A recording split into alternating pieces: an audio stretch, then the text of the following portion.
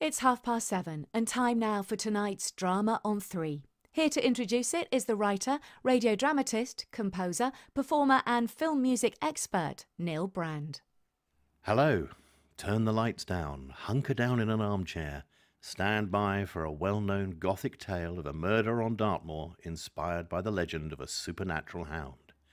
Yes, it's the Hound of the Baskervilles, a concert drama in 3 parts for actors and orchestra, adapted from the novel by Sir Arthur Conan Doyle, with music and words by me, Neil Brand. There's a star cast of actors led by Mark Gatiss as Sherlock Holmes and Sanjeev Bhaskar as Dr. Watson, and the BBC Symphony Orchestra is conducted by Timothy Brock. You're about to hear the world premiere, recorded at the Barbican Hall last month. A bit of background here. Concert drama is my term for classic works of literature adapted for actors and orchestra. The music underscores the drama as a continuous soundtrack, providing all the sound effects as well as changes in place and emotional thrust as they happen. The Hound of the Baskervilles is the latest collaboration I've been lucky enough to develop with the BBC Symphony Orchestra. In 2013 it was The Wind in the Willows. The following year it was A Christmas Carol. The Hound of the Baskervilles is a very different animal. It's dark, mysterious, straying even into the supernatural. It's Sherlock Holmes' deepest immersion in the world of the Gothic, inspired by a conversation Doyle had with his journalist friend Bertram Fletcher Robinson about a ghostly black dog that haunted the Devon countryside. The 2 men visited Dartmoor in May 1901, taking in the tors and marshes, the abandoned mines, the prehistoric barrows, and the grim prison in Princetown.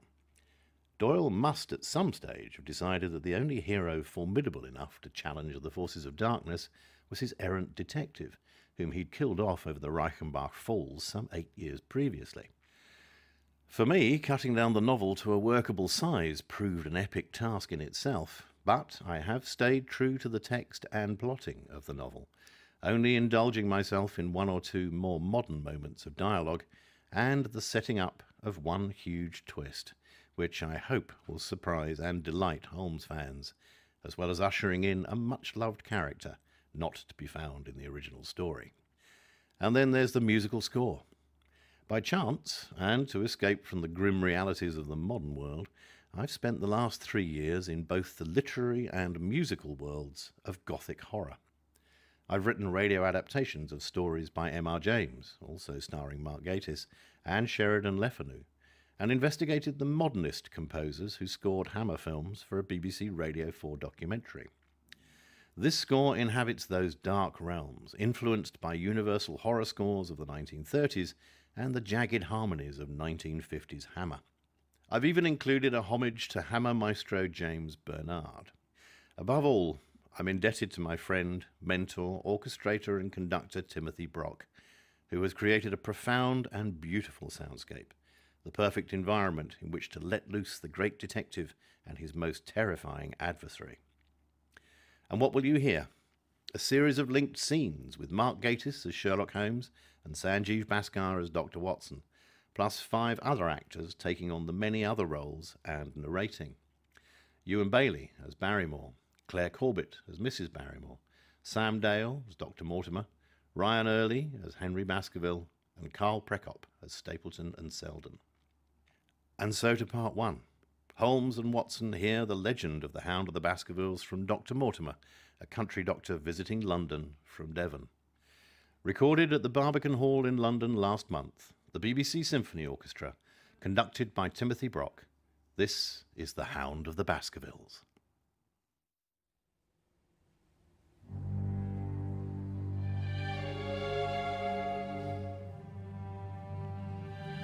The Legend of the Hound of the Baskervilles.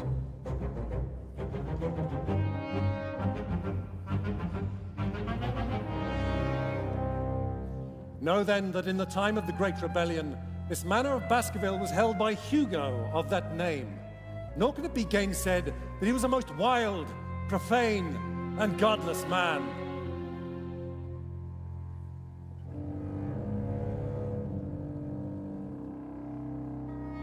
It chanced that this Hugo came to love the daughter of a yeoman, who held lands near the Baskerville estate. one Michaelmas, with 5 or 6 of his idle and wicked companions. He stole down upon the farm and carried off the maiden. When they had brought her to the hall, she was placed in an upper chamber, while Hugo and his friends sat down to a long carouse, as was their nightly custom.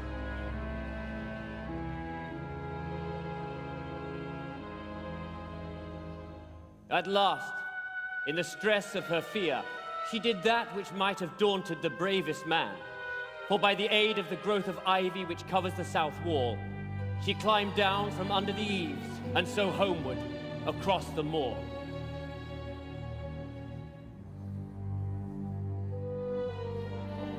When Hugo found the cage empty and the bird escaped, he became as one that hath a devil.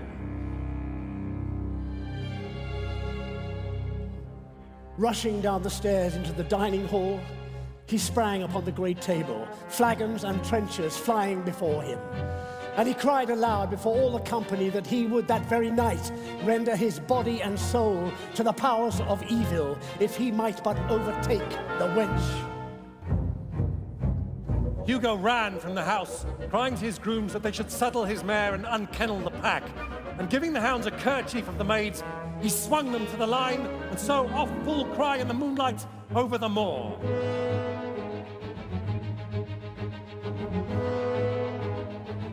The revelers, 13 in number, took horse and started in pursuit. The moon shone clear above them, and they rode swiftly abreast. They had gone a mile or 2 when they passed one of the night shepherds upon the moorlands, and they cried to him to know if he had seen the hunt. I have seen more than that, said he, for Hugo Baskerville passed me upon his black mare, and there ran mute behind him such a hound of hell as God forbid should ever be at my heels.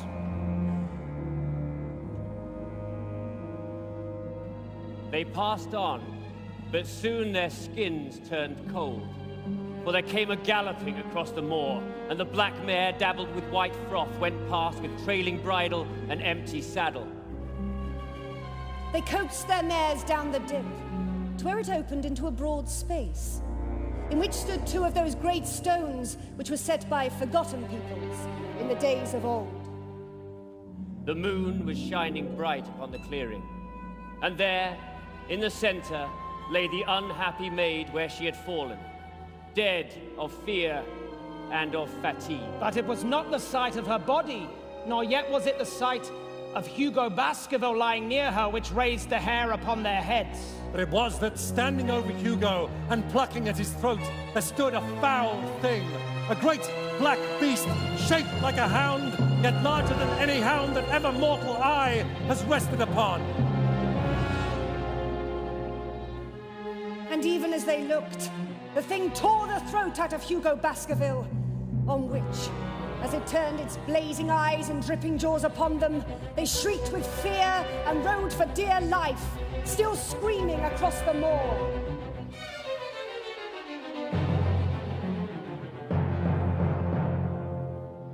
Such is the tale of the coming of the Hound, which is said to have plagued the family so sorely ever since.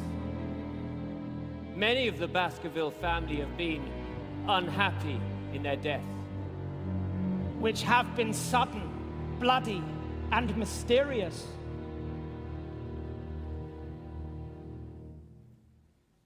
Well, Mr. Holmes, what do you make of this remarkable document?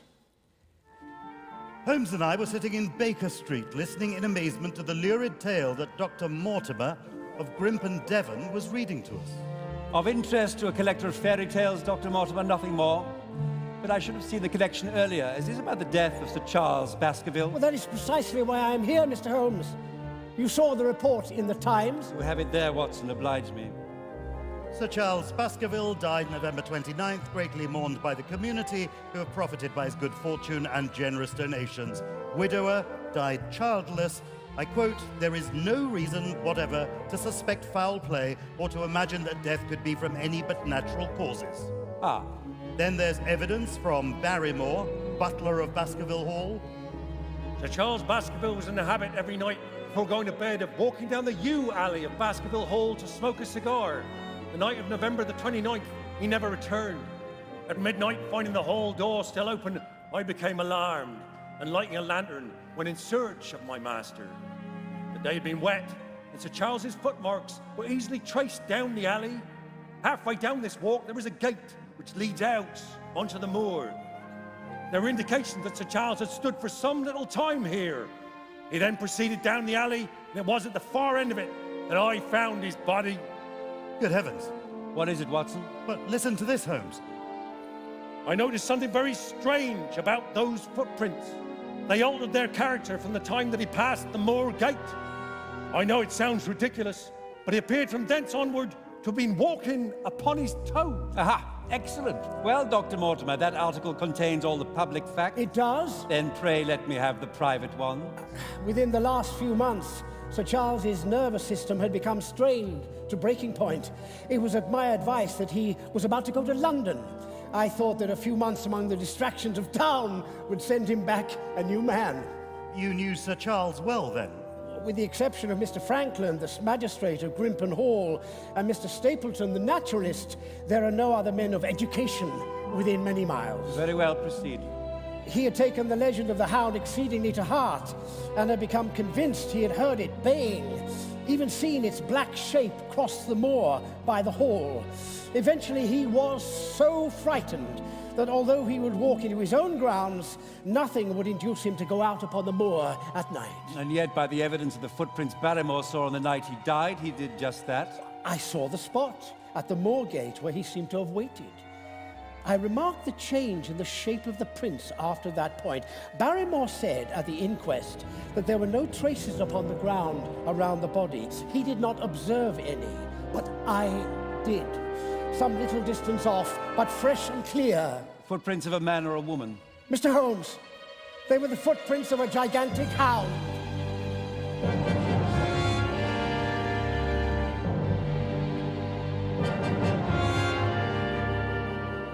I confess, at these words a shudder passed through me.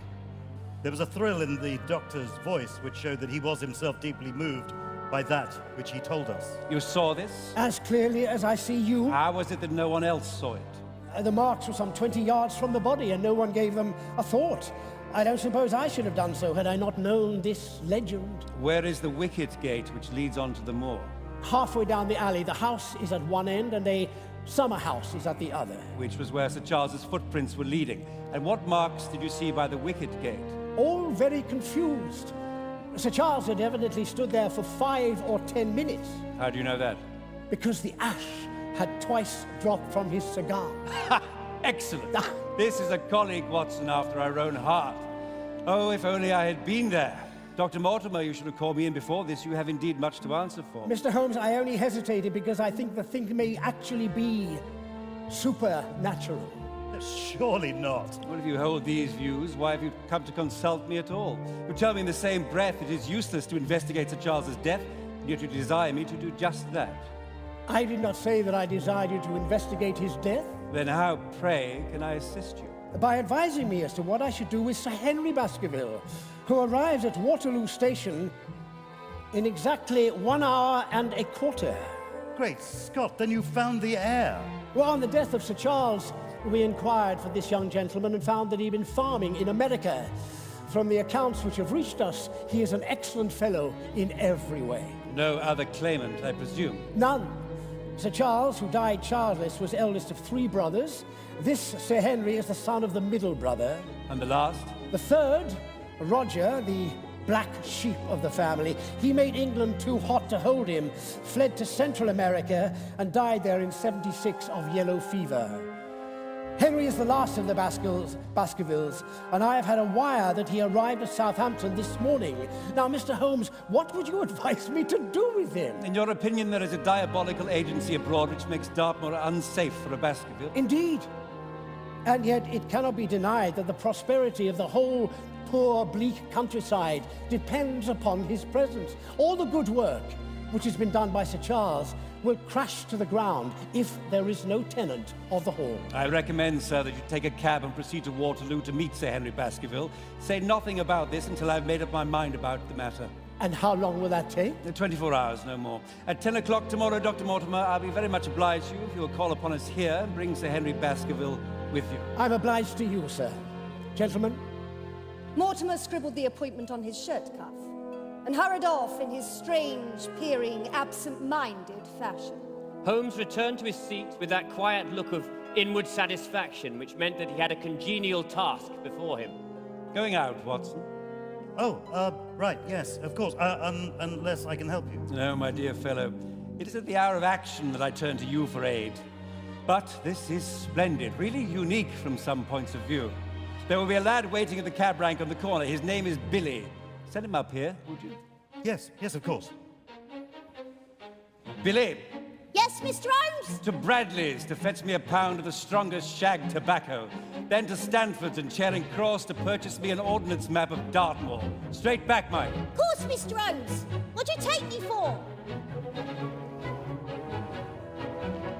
I knew that seclusion and solitude were very necessary for my friend in those hours of intense mental concentration, during which he weighed every particle of evidence, constructed alternative theories, and balanced one against the other. And in my mind, I am traveling to Devonshire. My spirit hovers over the icons on the map and defines the locations and events of this dark tale. Baskerville Hall and the yew alley with its gate onto the moor where Sir Charles died. The nearby hamlet of Grimpen, where Dr. Mortimer lives, and beyond it, the great Grimpen Mire.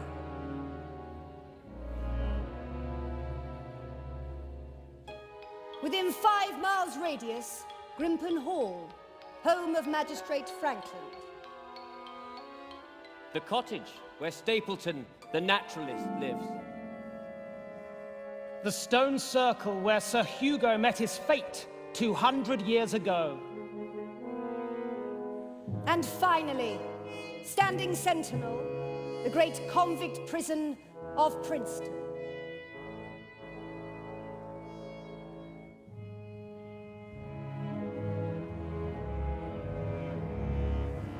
It was nearly 9 o'clock when I found myself in the sitting room once more. My first impression as I opened the door was that a fire had broken out, for the room was so filled with smoke that the light of the lamp upon the table was blurred by it. As I entered, however, my fears were set at rest, for it was the acrid fumes of strong, coarse tobacco which took me by the throat and set me coughing. Through the haze, I had a vague vision of Holmes in his dressing gown, coiled up in an armchair with his black clay pipe between his lips. Several maps and rolls of paper lay around him.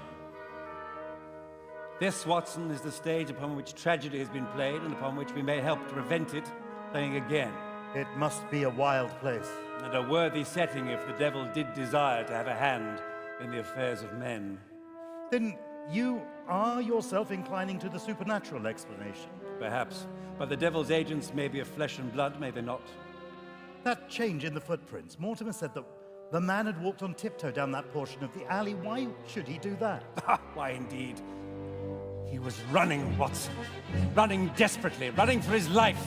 Running until he burst his heart and fell dead upon his face. But then he was running away from the hall, away from safety. He'd lost his wits.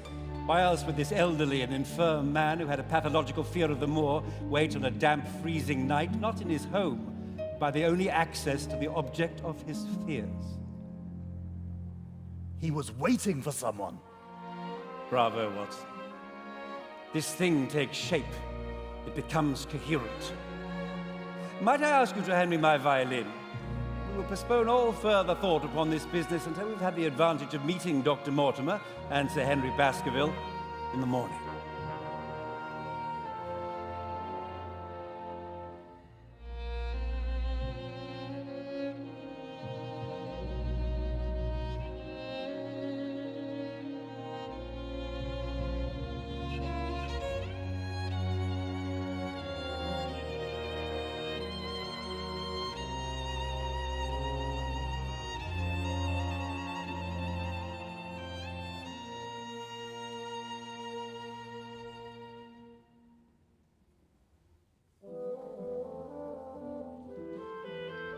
The following morning, Dr. Mortimer arrived with young Sir Henry Baskerville, a small, alert, dark-eyed man, very sturdily built with a strong, pugnacious face. Pray take a seat, Sir Henry. I believe Dr. Mortimer has apprised you of the legend behind the Baskerville curse. Indeed he has. I seem to have come into an inheritance with a vengeance. You have heard the story before. I heard of the Hound ever since I was in the nursery, though I never thought of taking it seriously before, until this morning. Do I understand you to say that you yourself have had some remarkable experience since you arrived in London? Nothing of much importance, Mr. Holmes. Only a joke, as like or not. It was this letter, if you can call it a letter, which reached me just now. Someone seems to be very deeply interested in your movements. Look at this, Watson. Somebody has glued newsprint to this paper to make a sentence. As you value your life or your reason, keep away from the moor. Only the word moor is printed in ink. Well, it seems to show that someone knows more than we do. And also that someone is not ill-disposed towards you, since they warn you of danger. Or it may be that they wish, for their own purposes, to scare me away. Hello, what's this? Well? Ah, well, I'm sure it is nothing. Has anything else out of the ordinary happened to you since you've been in London, Sir Henry? Would you call losing a boot out of the ordinary? You have lost one of your boots. I put them both outside my door last night, and there was only one this morning. The worst of it is, I only bought the pair last night in the Strand. I've never even had them on. If you've never worn them, why did you put them out to be cleaned? Well, they were tan boots. They'd not yet been varnished. I wish to look the part if I'm going to assume my estate. Ah, then you are determined to go to Devon? There is no devil in hell, Mr. Holmes, and there is no man upon earth who can prevent me from going to the home of my own people. And you may take that to be my final answer. Will you take the case then, Mr. Holmes? I shall. We will call upon you at your hotel at 1 p.m. As the front door closed on the baronet and the doctor, Holmes stood in the window, his eyes roaming over the street below.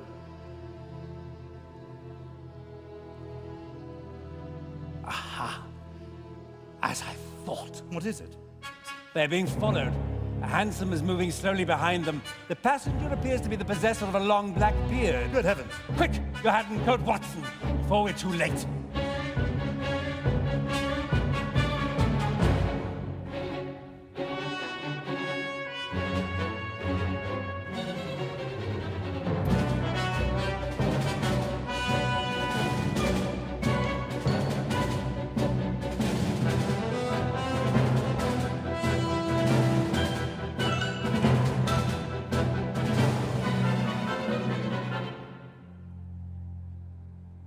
But our quarry had vanished into the surging London traffic.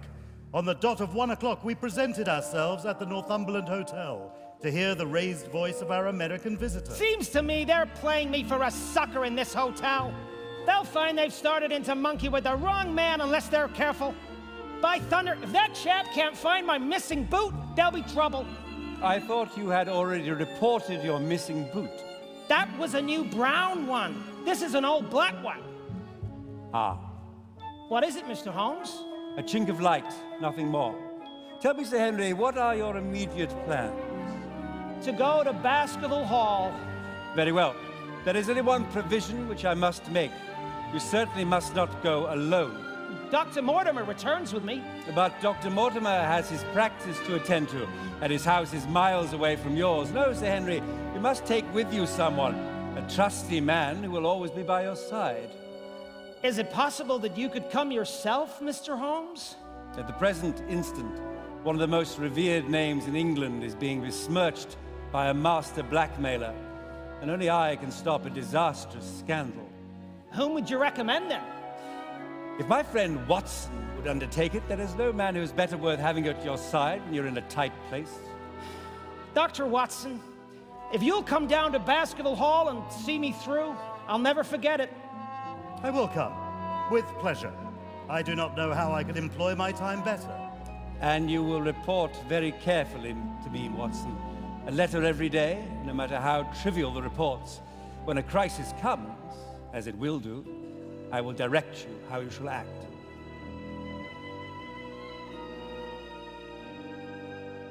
You're sure this is murder, Holmes? Never surer. It's an ugly business, my dear fellow. An ugly, dangerous business, and the more I see of it, the less I like it. I give my word I shall be very glad to have you back safe and sound in Baker Street once more. And Sir Henry. Yes? Bear in mind, Sir Henry, one of the phrases in that queer old legend, and avoid the more in those hours of darkness, when the powers of evil are exalted.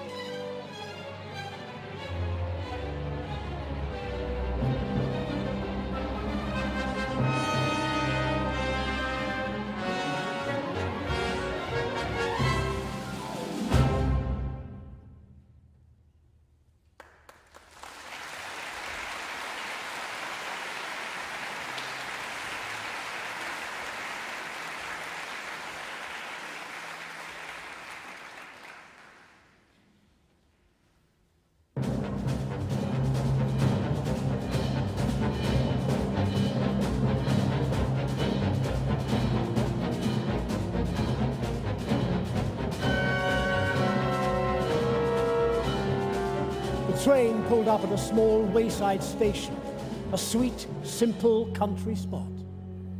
But by the station gates there stood two soldierly men in dark uniforms who leaned upon their short rifles and glanced keenly at them as they passed.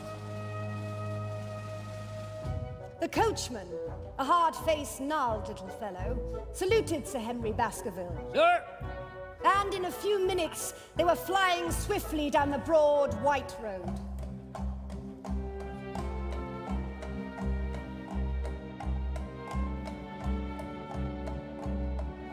Bronzing bracken and mottled bramble gleamed in the light of the sinking sun. The road passed over a narrow granite bridge and skirted a noisy stream which gushed swiftly down, foaming and roaring amid the grey boulders. Both road and stream wound up through a valley dense with scrub oak and fir. At every turn, Baskerville gave an exclamation of delight, looking eagerly about him and asking countless questions. To his eyes, all seemed beautiful, but to me, a tinge of melancholy lay upon the countryside.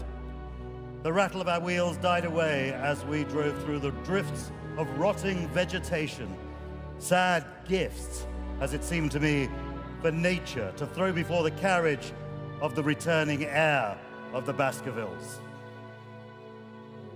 Hello? What's this? On the summit of an outlying spur of the moor was a mounted soldier, dark and stern, his rifle poised ready over his forearm, watching the road along which they travelled. There's a convict escaped from Princeton, sir. He's been out 3 days now, and the warders watch every road and every station, but they've had no sight of him yet. The farmers about here don't like it, sir, and that's a fact. Who is he then? It is Selden, the Notting Hill murderer. Dear God.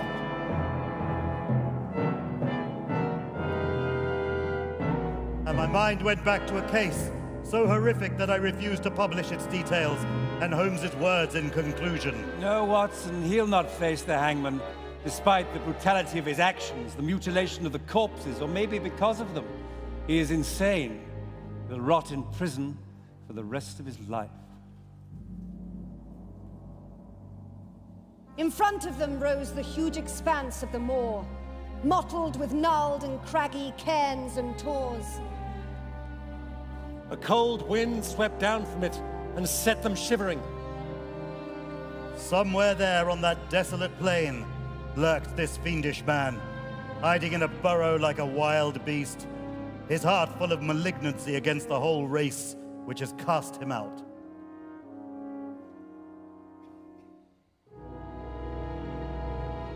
Here we are, sir. Baskerville Hall. Through the gateway, they passed into the avenue, where the wheels were again hushed amid the leaves, and the old trees shot their branches in a somber tunnel over their heads. Was it here? No, Sir Henry, the yew alley is on the other side. A dull light shone through heavy mullioned windows, and from the high chimneys which rose from the steep high-angled roof, there sprang a single black column of smoke. Welcome, Sir Henry. Welcome to Baskerville Hall. A tall man had stepped from the shadow of the porch to open the door of the wagonette. The figure of a woman was silhouetted against the yellow light of the hall. We have prepared everything for you, Sir Henry. I am Barrymore, sir, the butler. This is my wife. Please come in. Take your bags to your room, sir. We gazed round us at the high, thin windows of old stained glass, the oak panellings, the stags' heads, the coats of arms upon the walls, all dim and sombre in the subdued light of the central lamp. I don't wonder that my uncle got a little jumpy if you lived all alone in a house such as this. However, if it suits you, we will retire early tonight, and perhaps things may seem a little more cheerful in the morning. I drew aside my curtains before I went to bed and looked out from my window. A half moon broke through the rifts of racing clouds. In its cold light, I saw beyond the trees a broken fringe of rocks and the long, low curve of the melancholy moor. I closed the curtain, feeling that my last impression was in keeping with the rest.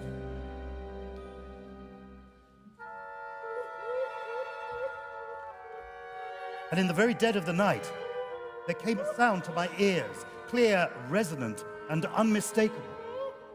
It was the sob of a woman, the muffled, strangling gasp of one who is torn by an uncontrollable sorrow. I sat up in bed and listened intently. The noise could not have been far away and was certainly in the house.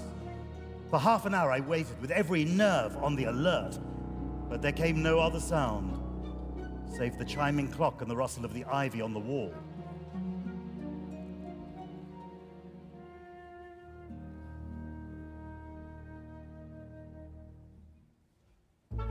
Good morning, Dr. Watson. It seems we were wrong about this place. It's the best night's sleep I've had in months. The fresh beauty of the following morning did indeed efface from our minds the grim and grey impression which had been left upon us last night. But I felt I should write to Holmes straight away with my concerns about Baskerville Hall. My dear Holmes, where there is intrigue here and no mistake. Barrymore swore it could not have been his wife I heard last night, and yet this morning her eyes were red and swollen. Why should he lie? Why indeed? What say you, Mycroft?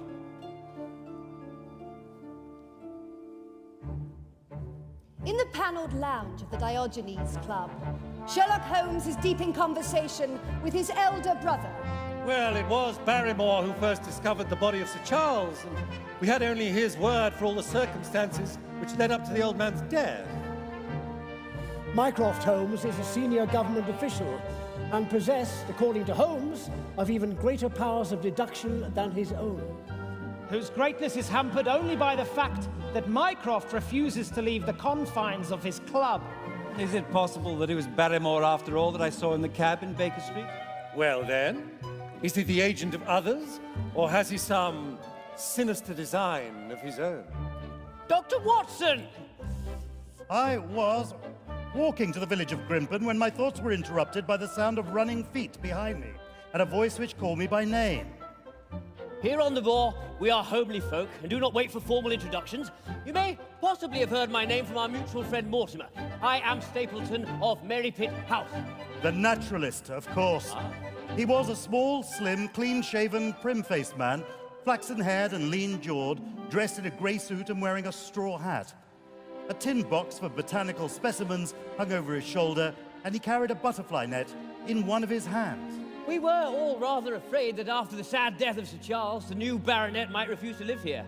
It is asking a great deal of a wealthy man to come down and bury himself in a place of this kind, but I need not tell you that it makes all the difference to the countryside. Sir Henry has, I suppose, no superstitious fears in the matter? I don't think that's likely. Of course, you know the legend of the fiend dog which haunts the family. The story took a great hold upon the imagination of Sir Charles, and I have no doubt that it led to his tragic end. But how? I fancy that he really did see something of this kind upon that last night in the yew alley. Well, I have not come to any conclusion. Has Mr. Sherlock Holmes? Ah. It is useless for us to pretend that we do not know you, Dr. Watson. May I ask if he is going to honor us with a visit himself? He cannot leave town at present. He has other cases which engage his attention. You have no such cases, Sherlock. Why do you send the good doctor into danger and not go yourself? Watson is not in danger, Mycroft. It is enough that he is my eyes and ears. Oh, come on, Sherlock. You can't fool me. There is more to this than you are admitting. I would say you are remaining here because you are unsure of something. It cannot be the case itself. It must be some element of it. Oh, surely it can't be. I have spent the best part of 3 days in the occult section of the British Museum reading room.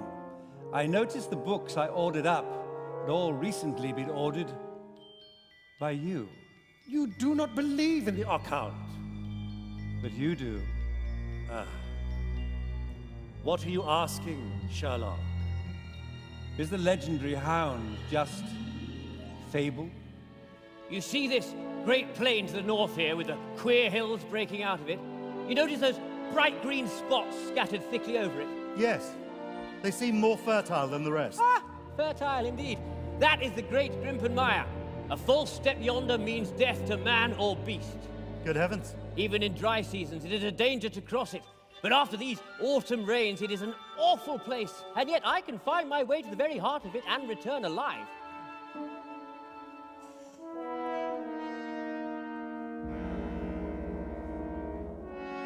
A long, low moan, indescribably sad, swept over the moor.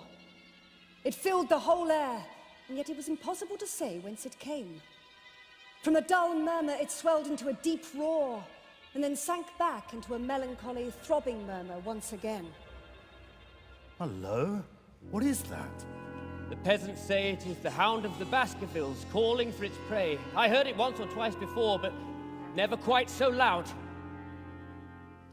Nothing stirred over the vast expanse, save a pair of ravens, which croaked loudly from a tor behind them. When you told me of the case, I took the liberty of inquiring amongst colleagues. And? The Hound is part of the Wild Hunt. It is the devil's creature. It does exist. You are an educated man, Stapleton. I mean, you don't believe such nonsense as that? Oh, no? Look at the hillside yonder. What do you make of those? The whole steep slope was covered with grey circular rings of stone, a score of them at least. They are the homes of our worthy ancestors. Prehistoric man lived thickly on the moor. He grazed his cattle on these slopes, and he learned to dig for tin when the bronze sword superseded the stone axe. My word. And he worshipped the old gods. Who knows what ancient rites he enacted on those very slopes?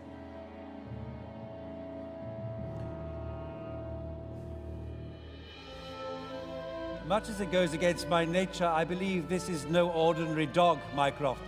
Sir Charles Baskerville was convinced of it. Perhaps a demon does exist upon the moor. And perhaps one person who can conjure it up and control it. You will need protection. Which is why I've come to you, against my better judgment. I cannot help you if you refuse to believe in the power of the defenses my friends can provide for you. I presume nothing. I trust you implicitly, brother mine. And though they may be able to protect you, they cannot protect your companions. That will suffice for the time being. Then consider it done. Come through to the Senate room.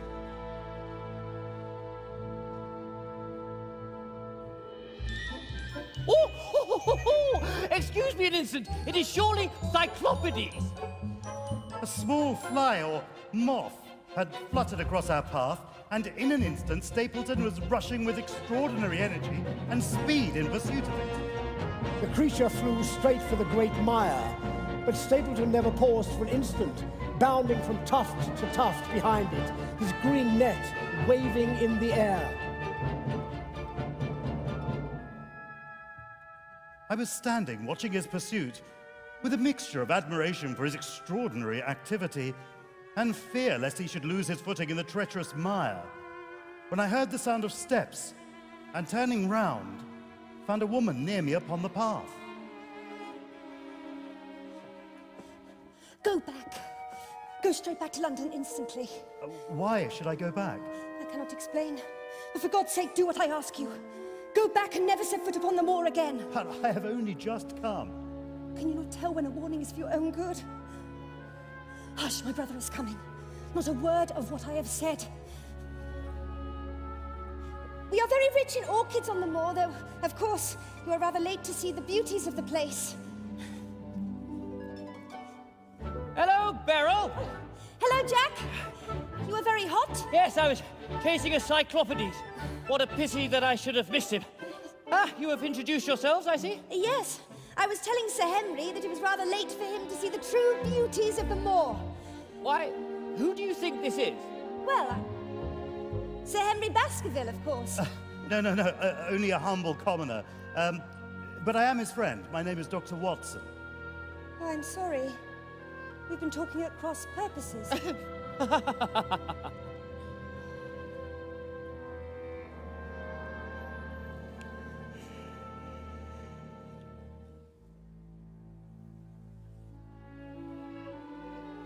My dear Holmes, 3 days have passed without incident. I must say, I am enjoying my time here. Miss Stapleton is a very fascinating and beautiful woman. There is something tropical and exotic about her, which forms a singular contrast to her cool and unemotional brother. Steady on, Watson. The fact is that our friend, the Baronet, begins to display considerable interest in our fair neighbour. From the first moment that he saw her, he appeared to be strongly attracted by her. And I am much mistaken if the feeling was not mutual. That is indeed a complication. Billy? Sir? There should be another letter awaiting me at the post office. Fetch it, would you? Yes, Mr. Holmes. My dear Holmes, well, I can't deny that much has now changed since my arrival here. I have more than once caught a look of the strongest disapprobation on Stapleton's face when Sir Henry has been paying some attention to his sister. I am certain that he does not wish their intimacy to ripen into love, and I have several times observed that he has taken pains to prevent them from being tête-à-tête. As I say, a complication. But I must tell you of the events of last night. It was about 2 o'clock in the morning when I was roused from sleep. Watson! Watson! Sir Henry, what is it?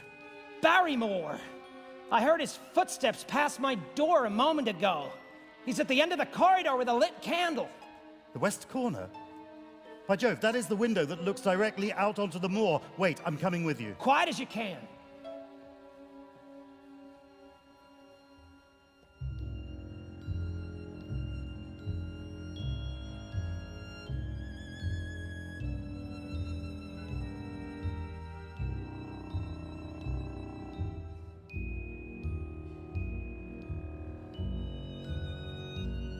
At last they reached the door and peeped through. There was Barrymore, crouching at the window, candle in hand, his white, intent face pressed against the pane. What are you doing here, Barrymore? It was the window, sir. I go round at night to see that they are fastened. On the second floor? I was doing no harm, sir. Why are you holding a candle to the window? Don't ask me, Sir Henry. I give you my word, sir, that it is not my secret and that I cannot tell it.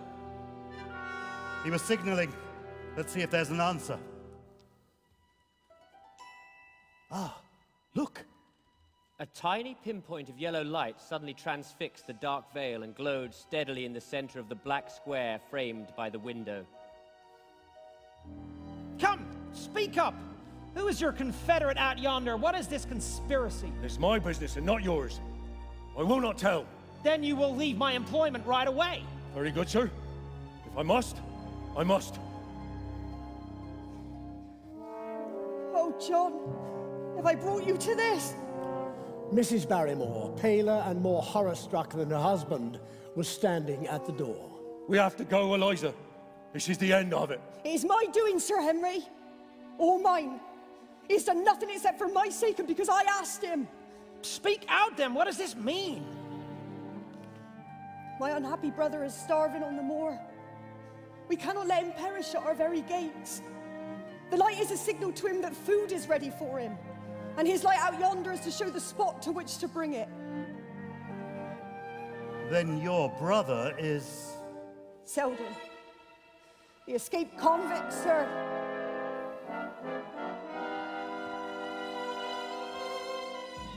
That's the truth, sir. And if there was a plot, it was not against you. The devil entered into him. He broke my mother's heart and dragged our name in the dirt. But to me, sir, he was always a little curly-headed boy that I had nursed and played with as an elder sister would. That was why he broke prison, sir. He knew that Eliza was here and that we could not refuse to help him. Every night we put a light in the window. And if there's an answer, my husband takes out some bread and meat and clothes to him. What say you, Watson? I confess, I pity that poor creature out on the moor. Indeed, and I cannot blame you for standing by your own wife, Barrymore. But go to your room, you two, and we shall take this further in the morning.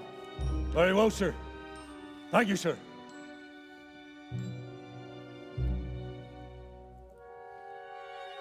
The light still glows.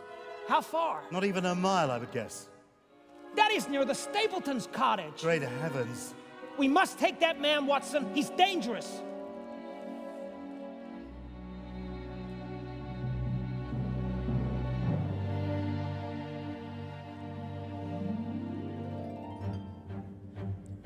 They dressed and hurried through the dark shrubbery, amid the dull moaning of the autumn wind and the rustling of the falling leaves, and out onto the moor. The night air was heavy with the smell of damp and decay.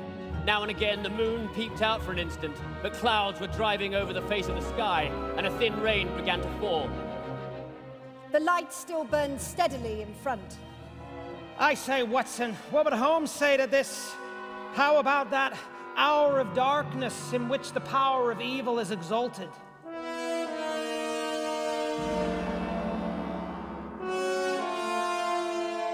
It came with the wind through the silence of the night, a long, deep mutter, then a rising howl, and then the sad moan in which it died away.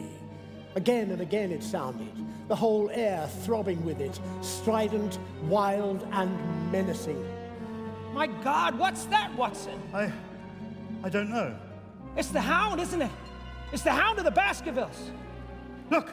Look by the light! Dear God!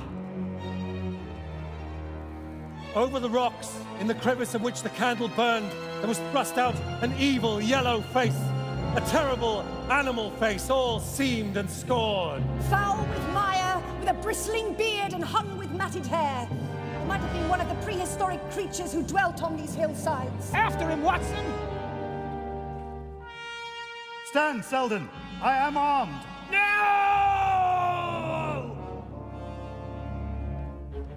With a cry, the convict darted over the rise and down into the darkness beyond.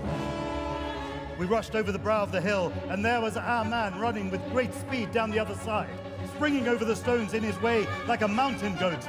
We'll never catch him!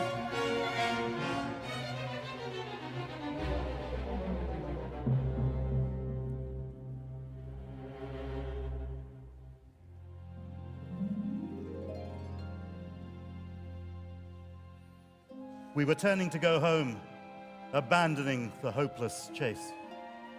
The moon was low upon the right, and the jagged pinnacle of a granite tor stood up against the lower curve of its silver disk. There, outlined as black as an ebony statue on that shining background, I saw the figure of a man upon the tor. Do not think it was a delusion, Holmes. I assure you that I have never seen in my life anything more clearly. The figure was that of a tall, thin man. He stood with his legs a little separated, his arms folded, his head bowed, as if he were brooding over that enormous wilderness of peat and granite which lay before him. He might have been the very spirit of that terrible place. With a cry of surprise, I pointed him out to the baronet, but in the instant during which I turned to grasp his arm, the man was gone. I'm no coward, Watson, but I will not stay another minute in this accursed moor tonight. There is danger here, Holmes. I fear greatly for Sir Henry. Ever-present danger, which is the more terrible because I am unable to define it. Bravo, Watson. You are a good and faithful chronicler.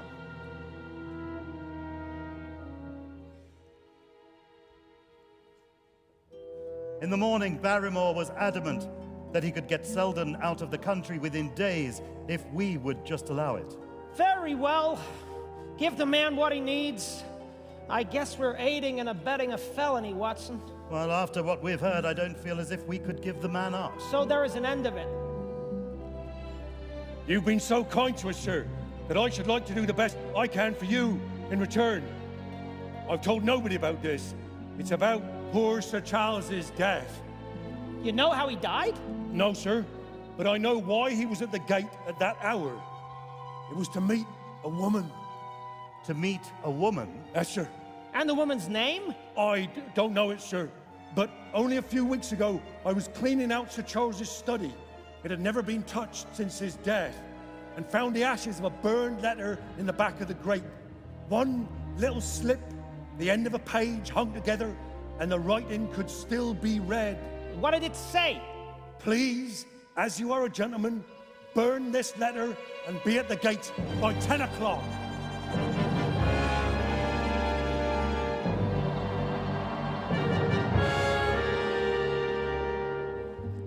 I cannot understand, Barrymore, how you came to conceal this important information. I thought no good could come of it, sir. To write this up couldn't help our poor master. I went at once to my room and drew up my report of the morning's conversation for Holmes. By God, I wish that he were here.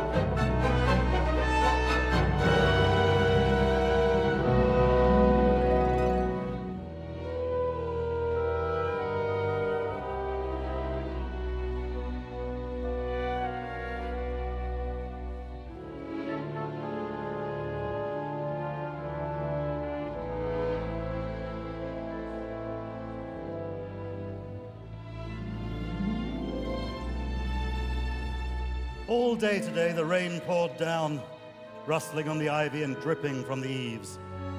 I thought of the convict out upon the bleak, cold, shelterless moor. And then I thought of that other one, the figure against the moon, maybe also the face we saw in the cab. I put on my waterproof and I walked far upon the sodden moor, full of dark imaginings, the rain beating upon my face and the wind whistling about my ears.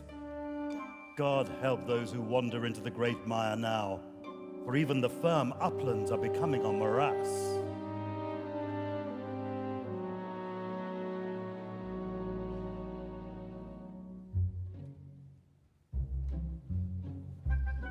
Hey there!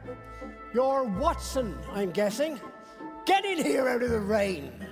I was passing Grimpen Hall, the home of Magistrate Franklin. So where's the great Sherlock Holmes? Oh, in London, working on another case. Pity. For you could tell him I've solved this case for him. What case? The convict on the moor. That is why you're here, is it not? You don't mean that you know where he is? No, but I've seen with my own eyes the messenger who takes him his food. You'll be surprised to hear that it's a child. I see him every day through my telescope upon the roof. He passes along the same path at the same hour. And to whom should he be going except to the convict? Well, I suppose. Well, I've seen the boy again and again with his bundle every day, sometimes twice a day. But wait. There. There's something moving upon that hillside. There he was, sure enough. A small urchin with a little bundle upon his shoulder, toiling slowly up the hill. Well, am I right? Certainly there is a boy who seems to have some secret errand. I kept the road, as long as Franklin's eye was on me, and then I struck off across the moor and made for the stony hill over which the boy had disappeared. Over the wide expanse, there was no sound and no movement. One great grey bird, a gull or curlew, soared aloft in the blue heaven. He and I seemed to be the only living things between the huge arch of the sky and the desert beneath it. The barren scene, the sense of loneliness, and the mystery and urgency of my task all struck a chill into my heart. Down in a cleft of the hills, there's a circle of the old stone huts, and in the middle of them, there was one which retained sufficient roof to act as a screen against the weather. I closed my hand upon the butt of my revolver and walked swiftly to the door. I looked in. The place was empty. In the middle of the hut, a flat stone served as the purpose of a table, and upon this stood a small cloth bundle. And my heart leaped to see that beneath it there lay a sheet of paper with writing upon it. I raised it, and this is what I read, roughly scrawled in pencil. Dr. Watson has visited the Stapletons. It was I, then, not Sir Henry, who was being dogged by this secret man. He had not followed me himself, but he had set an agent, the boy perhaps, upon my track, and this was his report. Far away came the sharp clink of a boot striking upon a stone, then another, and yet another, coming nearer and nearer. I shrank back into the darkest corner and cocked the pistol in my pocket, determined not to be seen until I had an opportunity of seeing something of the stranger. There was a long pause, which showed me that he had stopped. Then once more the footsteps approached, and a shadow fell across the opening of the hut. It's a lovely evening, my dear Watson, but I really think you'll be more comfortable outside than in.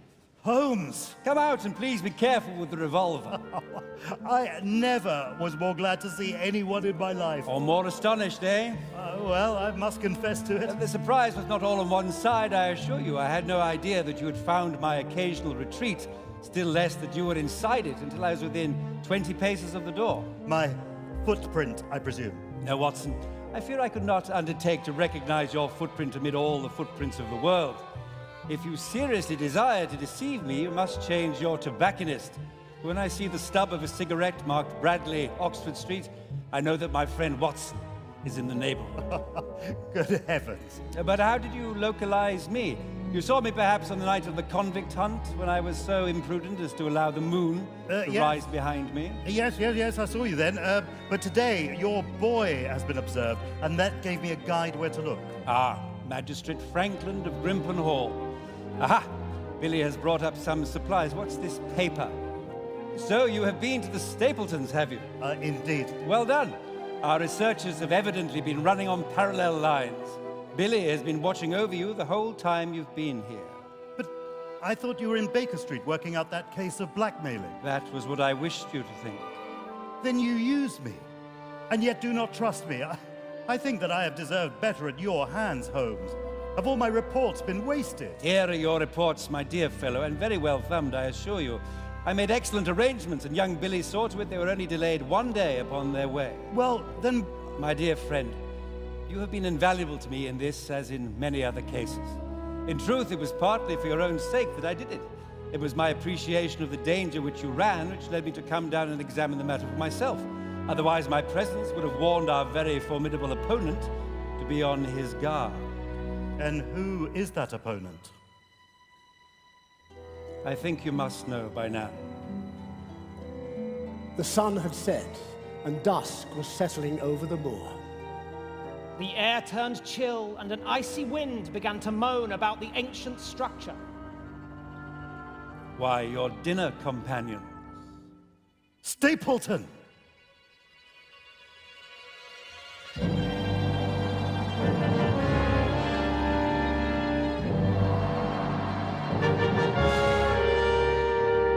And unless I am much mistaken, his wife. His wife? The lady we know as Miss Stapleton is in reality his wife. Good heavens, Holmes, are you sure of what you say? You remember the mysterious note left for Sir Henry in London? I smelt a woman's perfume on the paper. I believe Mrs. Stapleton may have unwittingly been an accessory to Sir Charles's death and seeks to make amends. But how could Stapleton have permitted Sir Henry to fall in love with her? He took particular care that she did not make love to her, as you have yourself observed, but he foresaw that she would be much more useful to him in the character of a free woman. I suspect he made her write the note that Barrymore found. It is he, then, who is our enemy. It is he who dogged us in London.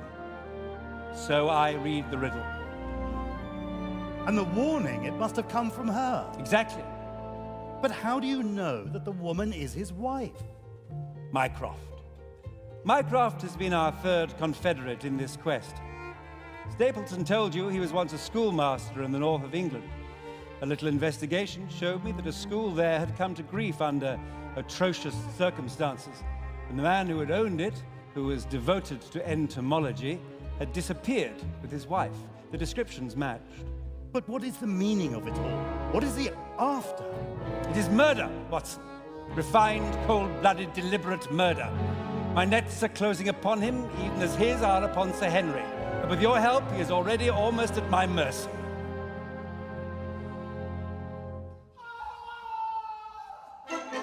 My God, what was that? The cry had pealed out from somewhere far off on the shadowy plain.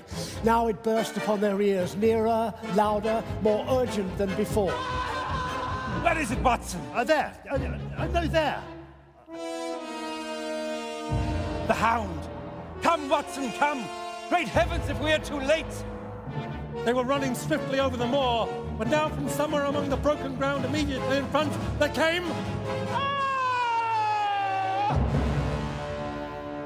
He has beaten us, Watson. We are too late. A ridge of rocks ended in a sheer cliff, which overlooked a stone-strewn slope. On its jagged face was spread-eagled some dark, irregular object. No, surely not. It was a prostrate man face downward upon the ground, the head doubled under him at a horrible angle, the shoulders rounded, the body hunched together as if in the act of throwing a somersault. Dear God. The gleam of the match which he struck shone upon his clotted fingers, and upon the ghastly pool which widened slowly from the crushed skull of the victim. Sir Henry. The tweed suit. The very one he wore that first morning in Baker Street. The baronet's body was plunged again into darkness as the match died. In order to have my case well-rounded and complete, I have thrown away the life of my client. It is the greatest blow which has befallen me in my career. Stapleton, where is he? He shall answer for this deed. We still have no case. We have to prove the connection between the beast and the man. We must send for help, Holmes. We cannot carry him all the way up to the hall.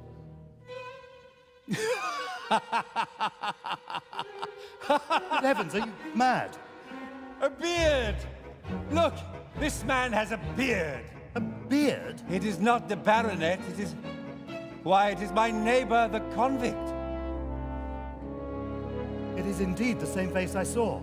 Selden, the murderer. Sir Henry gave Mrs. Barrymore some of his clothes in order to help her brother.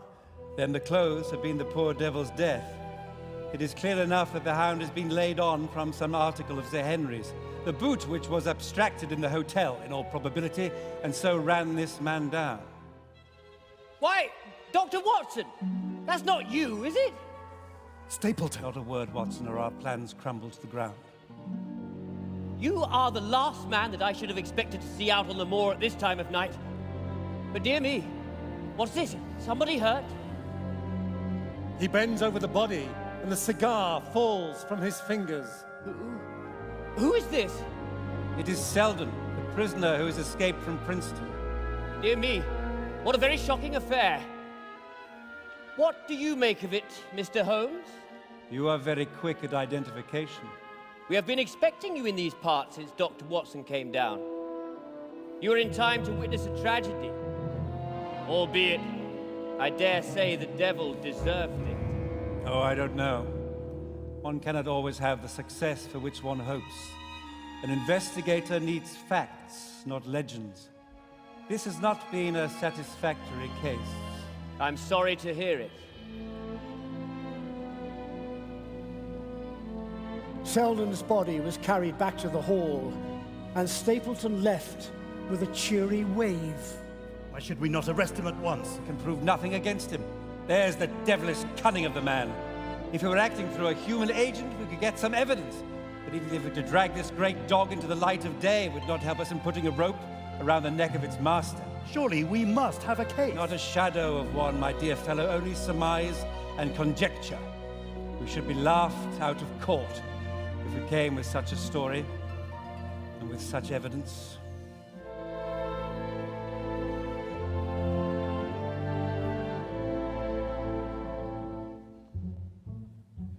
Sir Henry Baskerville, waiting at the hall, was as surprised as any to see Sherlock Holmes striding towards him. My dear Holmes! Well met, Sir Henry. Have you made anything out of this tangle? I don't know that Watson and I are much wiser since we came down. It has been an exceedingly difficult and most complicated business.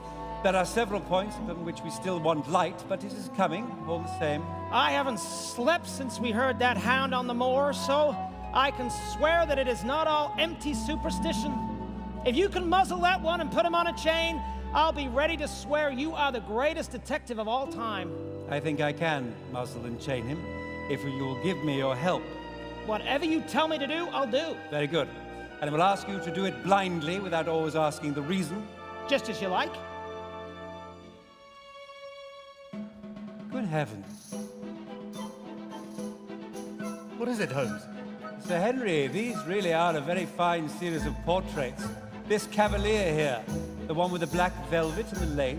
Yeah, that is the cause of all the mischief. The wicked Sir Hugo, who was first hunted down by the Hound of the Baskervilles. We're not likely to forget him. Look, I must go and change for dinner, if you'll excuse me. Watson, do you see anything there? Is it like anyone you know? There is something of Sir Henry about the jaw. Just a suggestion, perhaps, but wait an instant. Let's cover the hat and the beard. Good heavens, Stapleton. Yes. It's an interesting instance of a throwback which appears to be both physical and spiritual.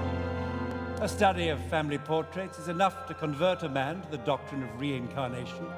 Stapleton is a Baskerville. That is evident. With designs upon the succession. Exactly. We have him, Watson. We have him. And I dare swear that before tomorrow night, he will be fluttering in our net as helpless as one of his own butterflies.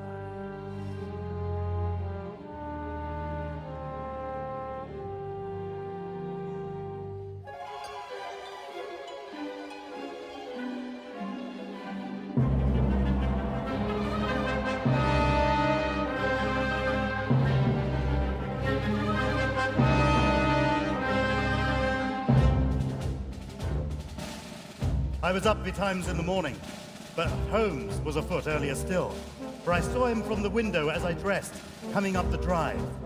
Good morning, Mr. Holmes. You look like a general planning a battle with his chief of the staff. That is the exact situation, Sir Henry. Watson has been asking for orders. So do I. Very good. You are engaged, as I understand, to dine with our friends the Stapletons tonight. Well, I hope that you will come also. Ah, I fear that Watson and I must go to London. Oh, I'd hoped that you were going to see me through this business. The hall and the moor are not very pleasant places to be alone. My dear fellow, you must trust me implicitly and do exactly as I tell you. Very well. I wish you to drive to Merripit House for your dinner engagement tonight. Then send back your trap, however, and let the Stapletons know that you intend to walk home. Across the moor? That is the very thing that you've often cautioned me not to do. This time you may do it with safety. If I had not every confidence in your nerve and courage, I would not suggest it, but it's essential that you do it. Then of course I will. And as you value your life, do not go across the moor in any direction save along the straight path which leads from Merripit House to the Grimpen Road and is your natural way home.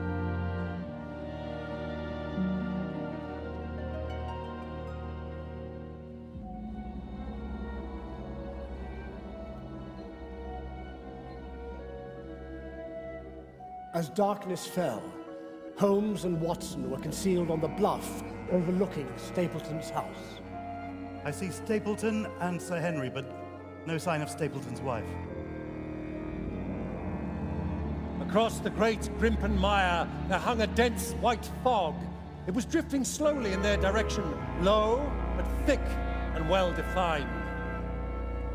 The moon shone on it, and it looked like a great shimmering ice field, with the heads of the distant tors as rocks borne upon its surface. It's moving towards us, Watson. Is that serious? Only the one thing upon Earth that could disarrange my plans. It is already 10 o'clock. Our success, and even Sir Henry's life, may depend upon his coming out before the fog is over the path. As the fog bank flowed onward, they fell back before it until they were half a mile from the house. And still that dense white sea, with the moon silvering its upper edge, swept slowly and inexorably on. Going too far. We dare not take the chance of his being overtaken before he can reach us. At all costs, we must hold our ground where we are. The sound of quick steps broke the silence of the moor. I hear him. Wait, there's something else. Pistols ready, Watson. Look out! It's coming! There was a thin, crisp, continuous patter from somewhere in the heart of that crawling fog bank. The cloud was within 50 yards of where they lay, uncertain what horror was about to break from the heart of it. I was at Holmes's elbow, and I glanced for an instant at his face. It was pale and exultant, his eyes shining brightly in the moonlight. But suddenly they started forward in a rigid, fixed stare, and his lips parted in amazement. My God! What the devil is that?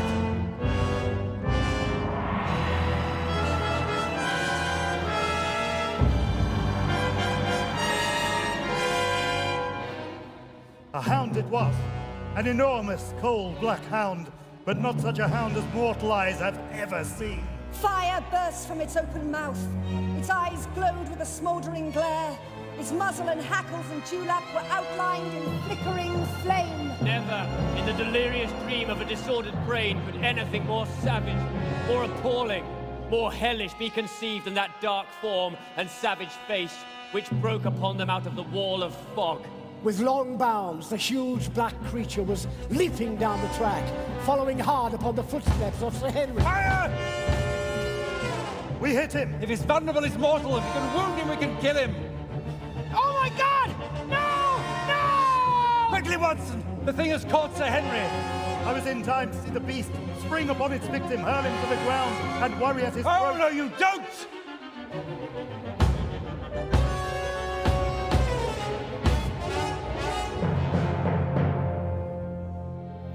With a last howl of agony and a vicious snap in the air, it rolled upon its back, 4 feet, pouring furiously, and then fell limp upon its side. Sir Henry! Watson, a brandy flask. No sign of a wound, Holmes. His eyes are open. Thank God. My God! What in the heaven's name was it? It's dead. Whatever it is. We have laid the family ghost once and forever. Ghastly thing. Part bloodhound, part mastiff it was, gaunt, savage, and as large as a lioness. Even now, in the stillness of death, the huge jaws seemed to be dripping with a bluish flame, and the small, deep-set, cruel eyes were ringed with fire. Phosphorus. We owe you a deep apology, Sir Henry, for having exposed you to this fright. I was prepared for a hound, but not for a creature such as this. You have saved my life. Having first endangered it. If you will wait here, Sir Henry, come, Watson. We have our case, and now we want only our man, if those shots haven't warned him off. The Merripit House. I fear for Stapleton's wife. I cannot believe she was party to this. Indeed, Stapleton used her to lure Sir Charles to the yew alley the night of his death. She's been trying to warn Sir Henry ever since. Quickly!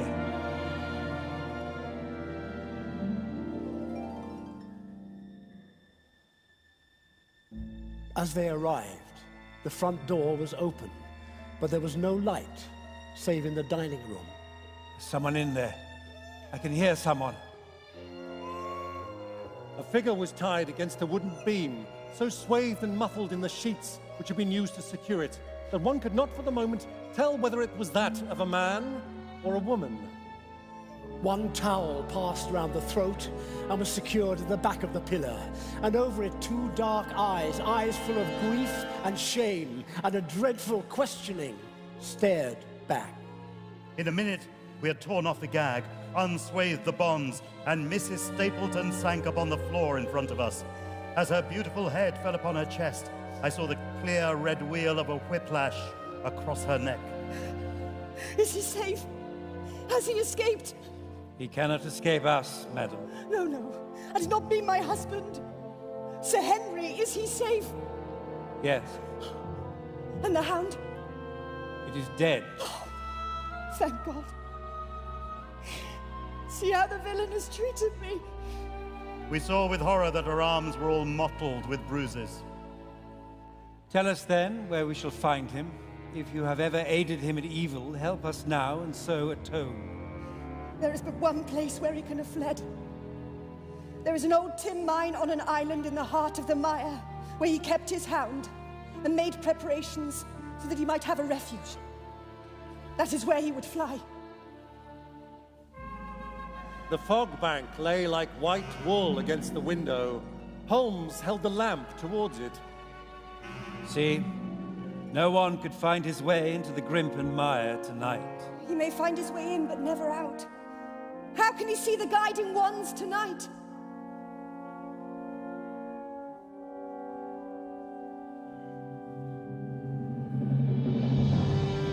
And deep within the rank reeds, Stapleton staggers on, the mire's tenacious grip plucking at his heels as he walks. Lush, slimy water plants send an odor of decay and a heavy miasmic vapor onto his face. When suddenly...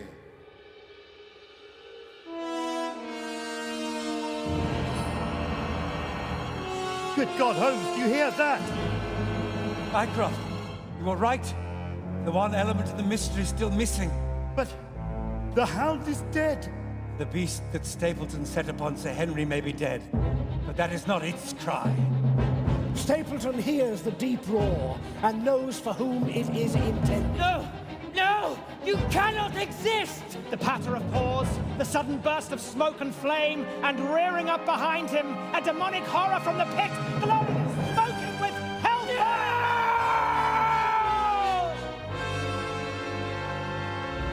The beast and his victim plunge deep and forever into the mire's obscene depths.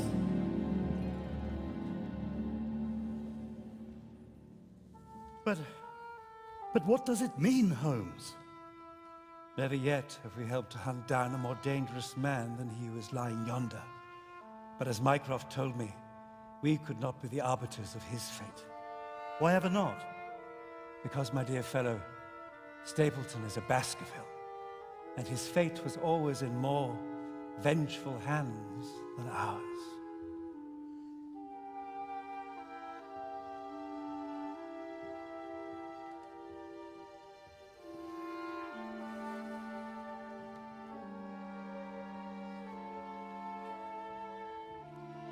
We remained in Grimpen to witness Sir Henry's recovery from his shocking encounter and his engagement to his beloved Beryl, widow of the hideous Stapleton.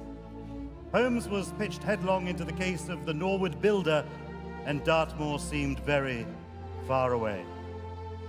Yet, when the winter winds howl about our cozy home in Baker Street and the rain dashes against the windows, we both look up from our work with but one thought.